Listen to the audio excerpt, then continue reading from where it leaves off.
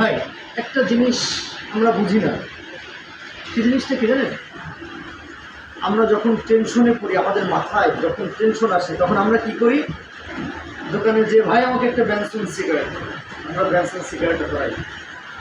আমরা Benson cigarette না ধরে আমরা জায়নামাজটা লাইসে আমরা উজু করে আমরা 2 রাকাত নফল নামাজ পড়ে আল্লাহর কাছে 2 হাত তুলে বলি, আল্লাহুম্মা গফিরনি বিহালালিকা আন হারামিকা ওয়াগনিনি বিফাদলিকা।